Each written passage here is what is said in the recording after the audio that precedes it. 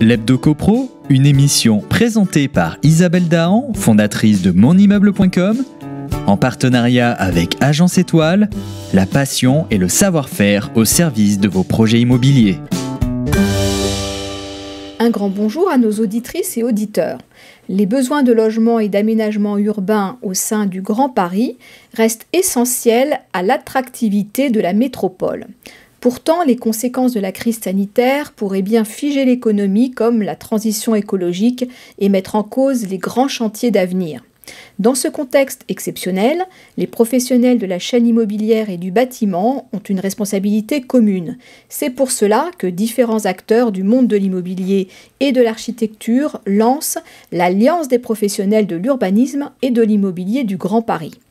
Ainsi, cette nouvelle alliance regroupe des notaires du Grand Paris, des professionnels de la FNAIM du Grand Paris, de la Fédération des promoteurs immobiliers d'Île-de-France et de l'ordre régional des architectes.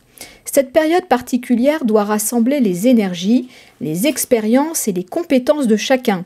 D'ailleurs, cette initiative est ouverte aux autres professionnels de l'immobilier et de l'urbanisme du Grand Paris. Cette alliance doit permettre à ces métiers de faire des propositions au pouvoir public pour améliorer la fluidité du marché de l'immobilier et du logement.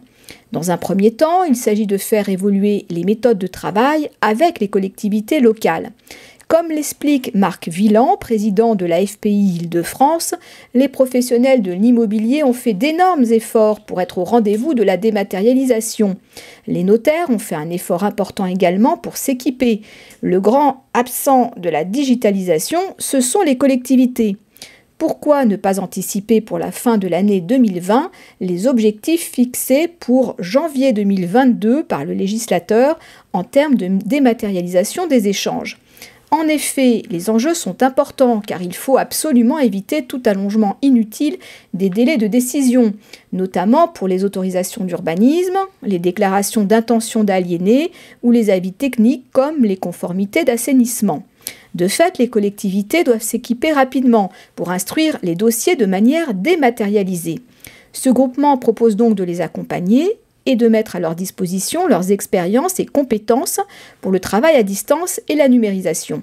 De même, ils établiront un état des lieux régulier des difficultés qui se posent. Enfin, le groupement formulera rapidement des propositions en matière de logement, d'aménagement et de transition écologique. Pour Christine Lecomte, présidente du Conseil régional de l'Ordre des architectes d'Île-de-France, cette crise est bien l'occasion de se préparer à une autre crise écologique et sociale cette fois. Seul le dialogue entre acteurs peut permettre de repenser le modèle.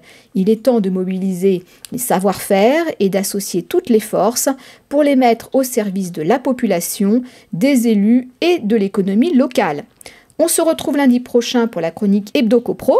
D'ici là, prenez soin de vous et continuez de nous suivre sur monimmeuble.com. L'Hebdo CoPro, une émission présentée par Isabelle Dahan, fondatrice de monimmeuble.com, en partenariat avec Agence Étoile, la passion et le savoir-faire au service de vos projets immobiliers.